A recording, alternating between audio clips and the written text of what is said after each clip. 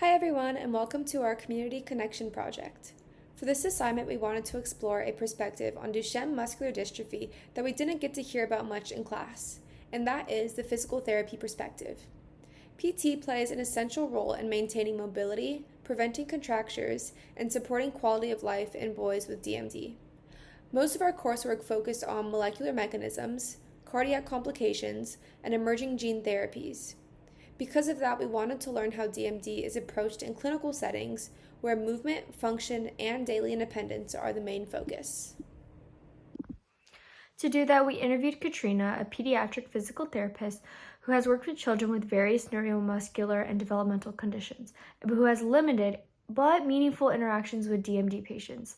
Even though DMD is not a central part of her practice, we felt that hearing from someone who supports children through rehabilitation, motivation, and functional care would give us a new perspective on living with a progressive disease. Our goal in this video is to highlight how physical therapists think about DMD, as well as how they approach mobility challenges and how the therapy community can better support these patients. We hope that this conversation adds a human, practical layer to what we have learned in class and shows how a multidisciplinary care shapes the DMD experience. Hi, everybody.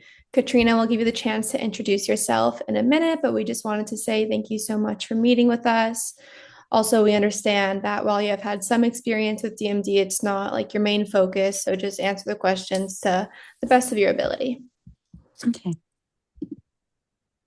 You want me to introduce now? I was just gonna ask. But yeah, tell us about yourself and your job and kind of why you are where you are and Okay, so hi, my name's Katrina Ludland-Sakai. I am a pediatric physical therapist. I graduated from PT school in 2016. So I've been practicing ever since. I started, how did I even start? Very much variety of things, but I started with generalized ortho peds in like an outpatient private practice. Definitely knew early on I didn't want to do ortho. So kind of really focus during my early years of PT to focus more on pediatrics. So I started outpatient private practice and then I started focusing more on peds. So I went into a pediatric outpatient private practice, and that only did birth to 12. And then I also did school based PT with them. And then after that, I started working per diem at Kaiser. So I was doing inpatient, so in the hospital at Kaiser, but also doing their outpatient peds. And then since then, I've kind of been just jumping around trying to make sure I stayed well practiced within peds. So then I also took on a job. I left the outpatient private practice and then I took on a job with like a long-term care facility, like a subacute facility for pediatrics. There's not a lot of them in California. So this was one of, I think it's like one of five. And then stayed with Kaiser and then also started jumping around and then did hospital at Ronald Reagan UCLA and Mattel. Now having kids. So my whole life has kind of jumped around and changed a little bit. So unfortunately, I had to leave UCLA, left the the subacute facility, and now I only do pediatrics for Kaiser. And that's where I currently am. And then once in a while, I'll just pick up some hours at an outpatient private practice. And in regards to experience with DMD, so Kaiser is very interesting in that we don't keep them in-house. So that means we just do a lot of evaluations and discharges, and we send them to private practices that are solely pediatrics where they get their ongoing therapy. So from that experience, do you want me to brush up more on that, or do you want to jump into a different question? yeah, I guess this would just be like an intro question to you kind of explaining like how much you were told about DMD in the past, but did you throughout your academic career, because you said you did majority of your career it seems like you worked in pediatrics, but also obviously you went to school. Um, did you learn much about DMD? Was that ever something anyone like was it a slide, or was that something that you guys were ever taught? So my school is really interesting. So I went to grad school at MGH Institute of Health Professions in Boston. We did not have, it was not in everyone's curriculum. So if you wanted to take pediatrics, it was an elective that we had like your last year. So only certain people had this elective, and I was one of the ones who took the pediatrics as my elective because I knew I wanted to go into peds. And during that point, I think, what did we have? We had like group presentations, and then one of the groups had DMD. So, as a typical, not a typical, but as like one of the diagnoses that you could experience treating peds. So that probably was where I got most of my information was from a group project. Anything that was mentioned during curriculum was probably like one quick sentence, but no one actually really focused on it. Okay, cool. And then I guess if you could just like explain whatever your specific experience with the DMD patient was, like if you noticed that they had difficulty doing things that maybe a non-DMD patient would do. And then it seems like you didn't work with them for long. So if you could just talk a bit about like maybe if you were to continue with their treatment, what kind of like plan you would have? So I've worked with two in my career. So 2016 was that now, like 9 years. I've had two. One I've had in the hospital. So when you work in a hospital, the difference is truthfully one of the goals in the hospital is to just make sure you're kind of maintaining whatever they could do. So trying to, if they were able to get out of bed or if they were able to walk, you're trying to get them back to that. You're not really trying to do like jumping, like goals for school. You're mostly just trying to get them out of bed. But the first time I saw that patient, though, they were obviously in the hospital for a different reason, but it was mostly an evaluation. And then I didn't do any ongoing treatments because the way hospital floats, like you don't really see the patients as often. And then by the time I was back on rotation for that specific round, they had already moved on. So they were no longer on that floor where I was seeing them. So goals for that patient was just more like getting out of bed if they could get out of bed. And by that point, I think they were teenagers already. So they were already significantly weaker, but I don't know. It's hard to tell if it was because of the diagnoses or if it was because they had been in the hospital for so long. Gotcha. Yeah. Could be one or the other. The other patient that I did see was it actually pretty recent, maybe like a year ago. They actually hadn't been diagnosed. I saw them, they had just turned 3.5. I think they were 3.5. They were about 3.5 years old, and mom came to my clinic. And I remember I was doing an evaluation, and previously they had been getting regional center services. So if you're not familiar, regional center is a state provided service where you can do early intervention. So mom for this particular child they had received PT, OT, child development, and speech, I believe. They had received all of it, the whole gambit. And so she had never touched base with Kaiser to get the services. Interesting thing is you can't double dip with regional center and Kaiser base. You can only get one or the other. So mom had been going with regional center.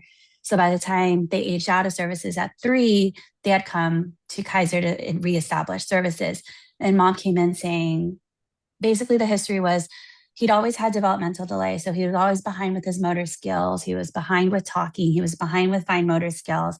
And so she just thought it was generalized, like something is wrong. Like they can't find anything. They were unsure if it was whether it was like an intellectual disability or whether or not it was more of potential like a neurodivergent. So was he autistic? Didn't have any of those signs though. He was a very social kid. He played appropriately. He shared interests with everybody. There was no sensory deficits for him in regards to like sensory sensitivities.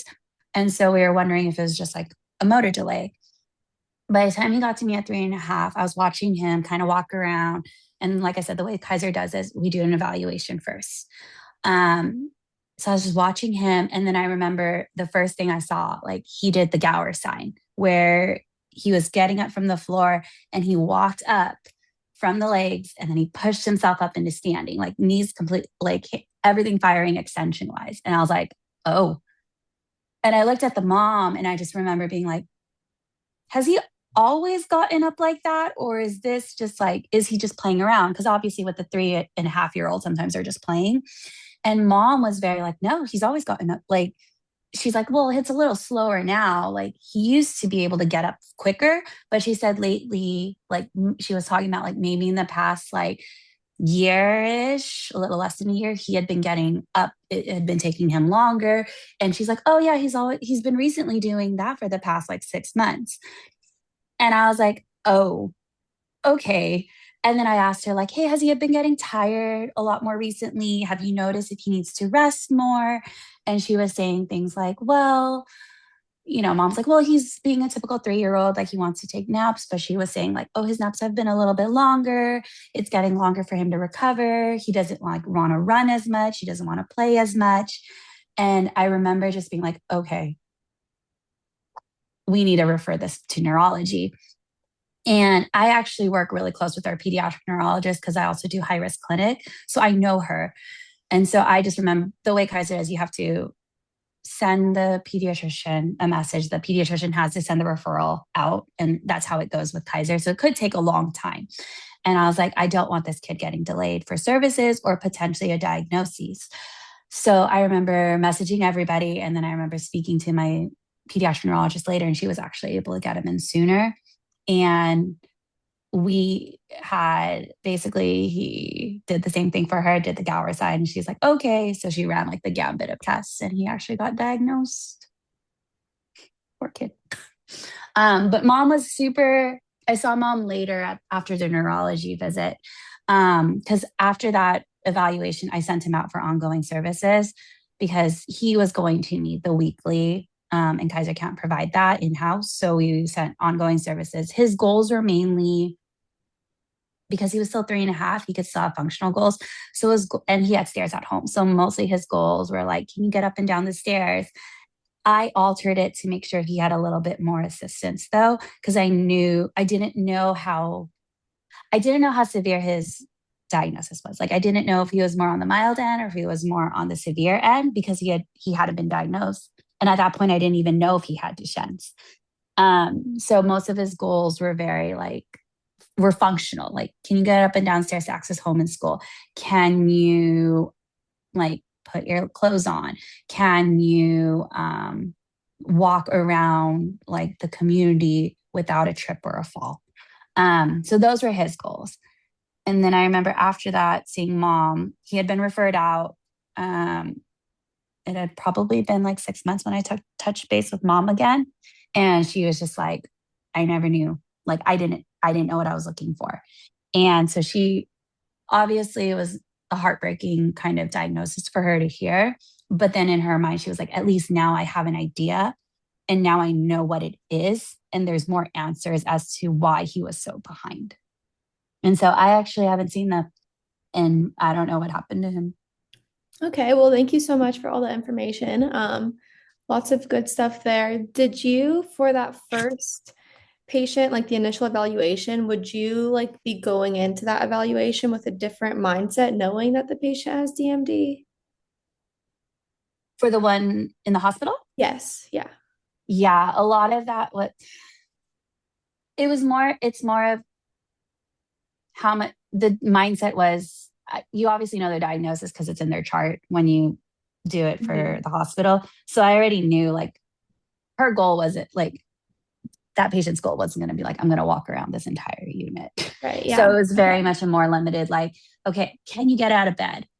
How much assistance did you need even previously before you were in the hospital? So a lot of it was more, what could you actually do? And if parents or a caregiver was available, I was more like, okay, what could they do before they even got here? And then basing their hospital goals off of that. Okay, thanks. I think I'm going to hand it over to Natalie now. Yeah, so one of the things that our professor had kind of mentioned to us is that there's very specific exercises and like recommendations for patients with DMD because they like they need to be getting stronger, but there's also like some things that you need to watch out for and kind of worry about.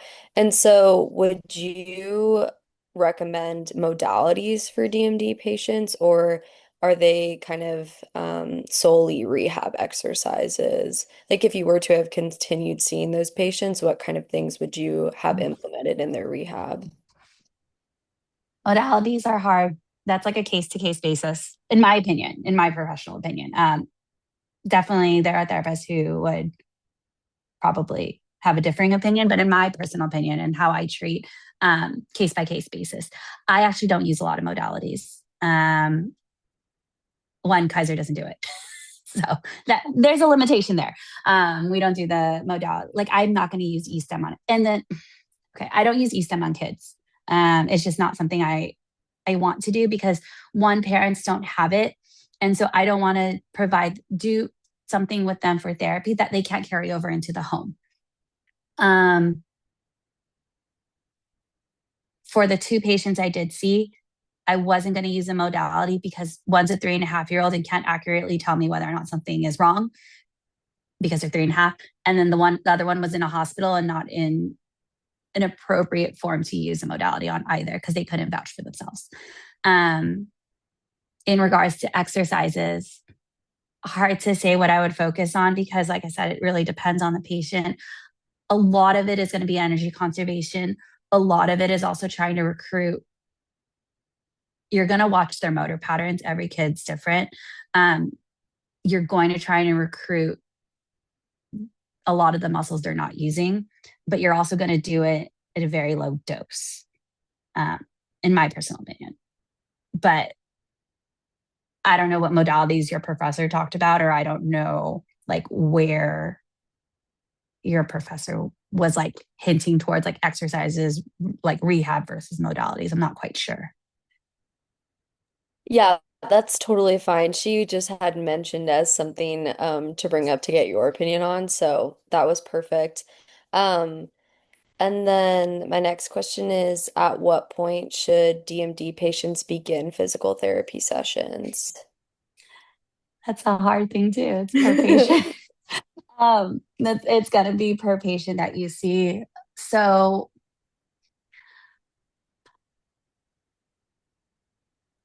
if the patient was diagnosed early, like early, knew it as a baby, start therapy early.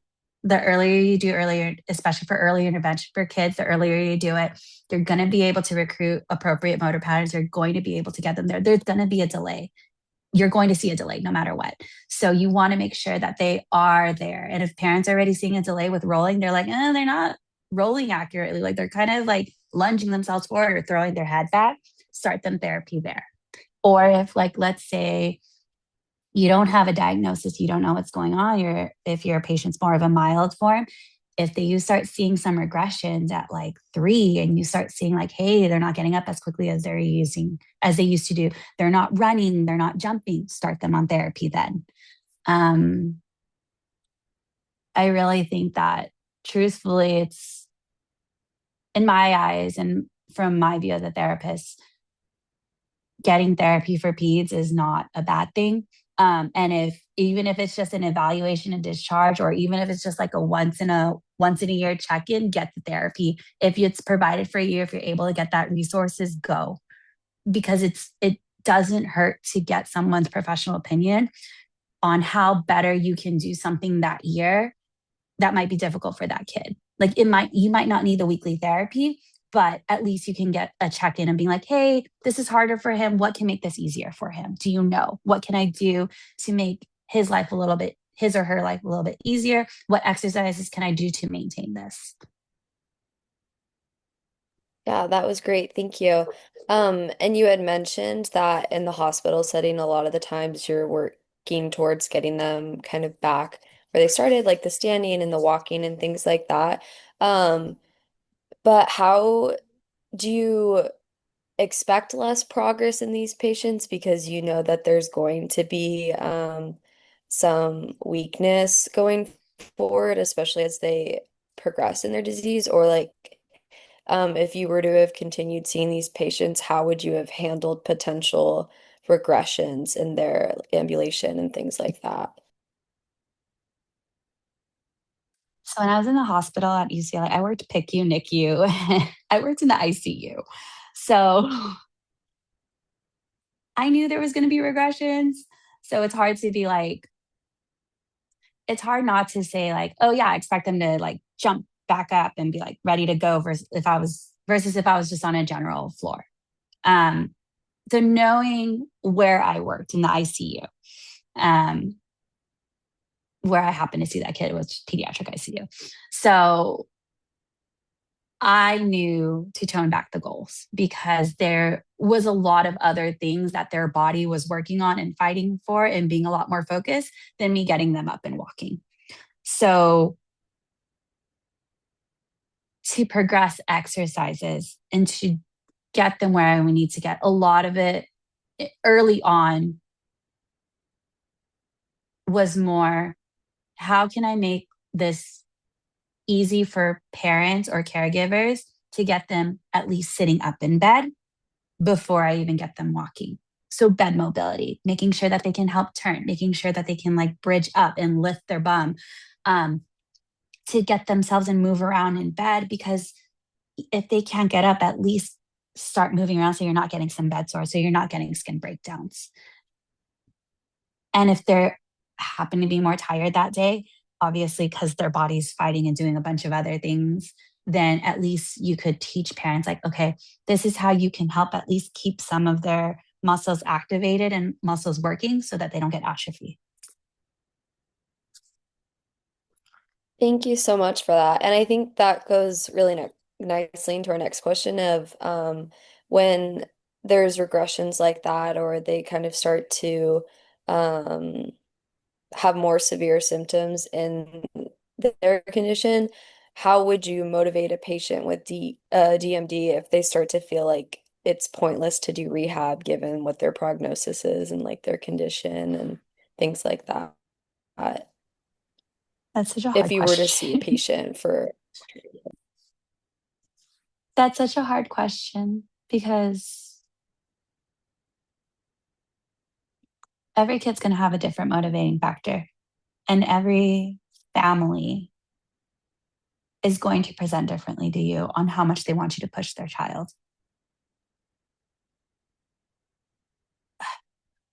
I really hated this answer in PT school, but it's true. It depends.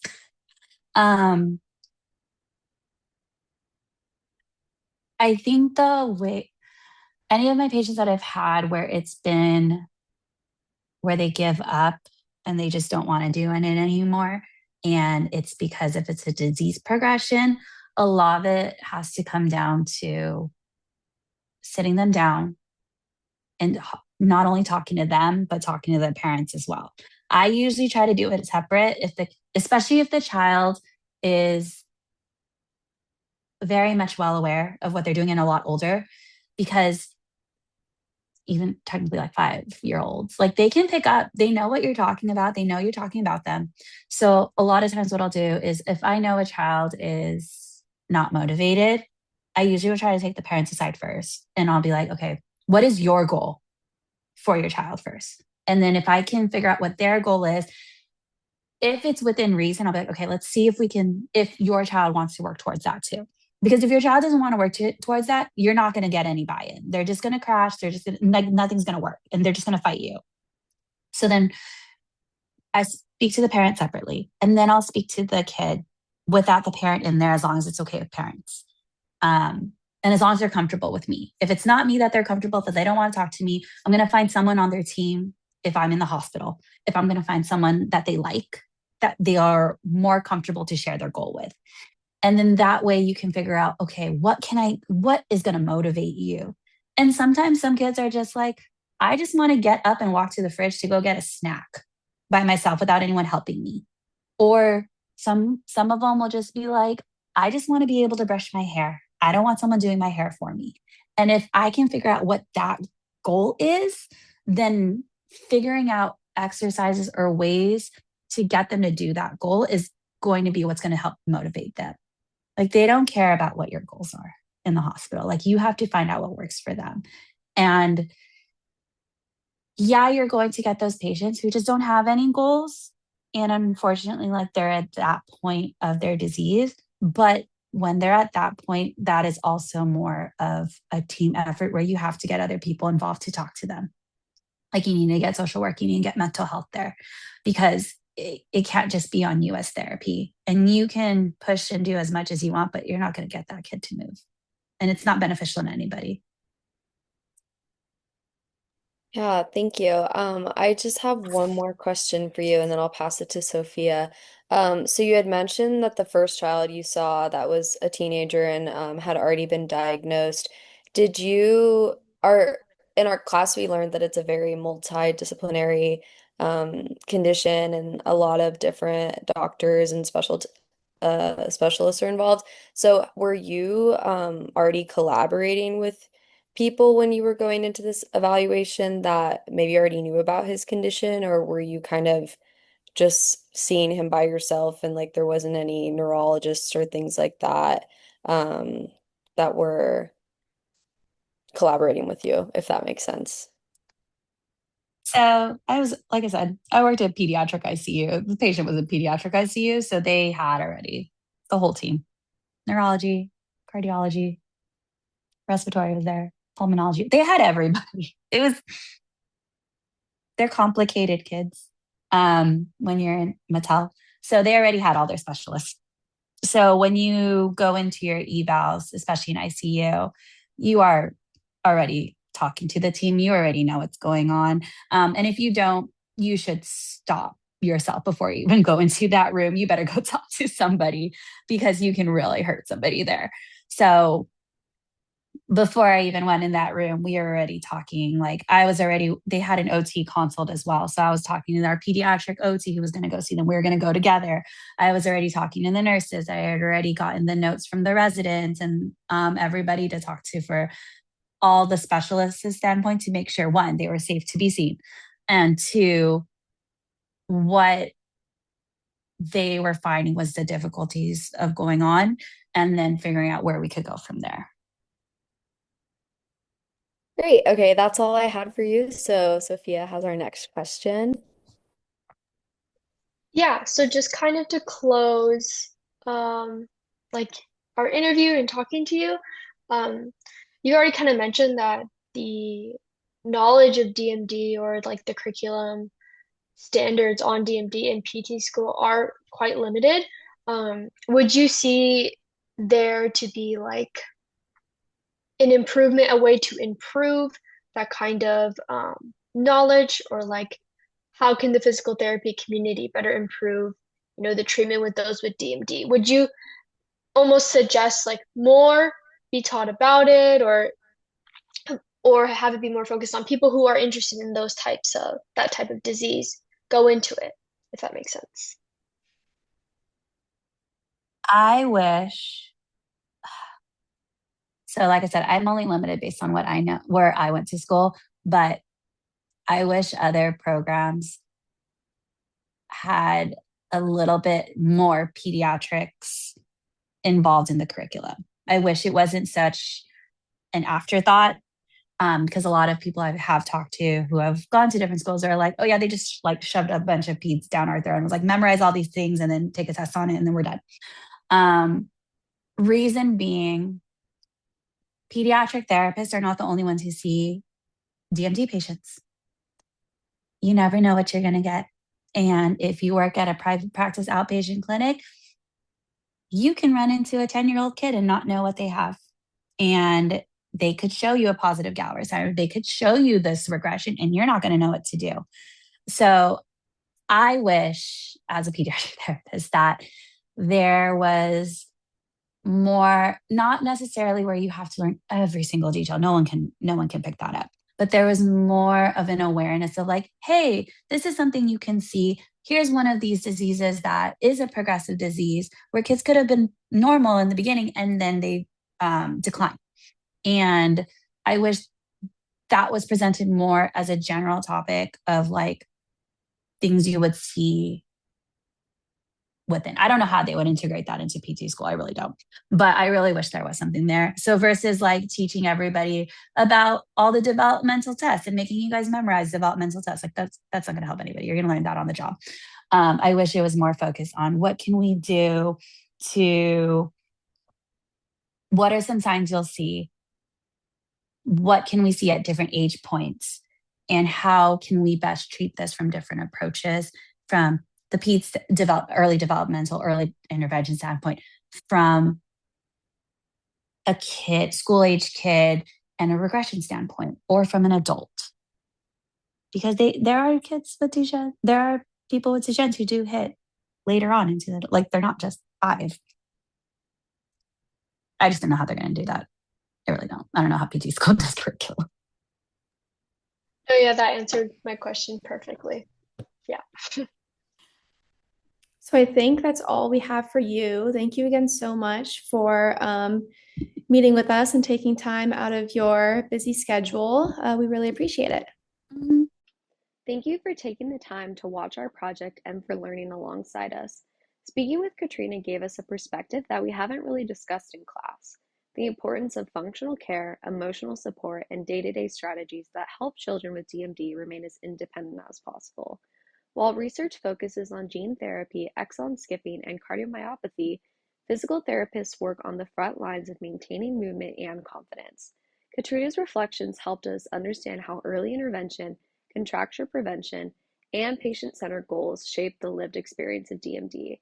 Her insight reminds us that treating DMD is never just about the disease. It's also about supporting the child, the family, and the small victories that matter most. We hope this project adds a meaningful layer to the multidisciplinary story of DMD care.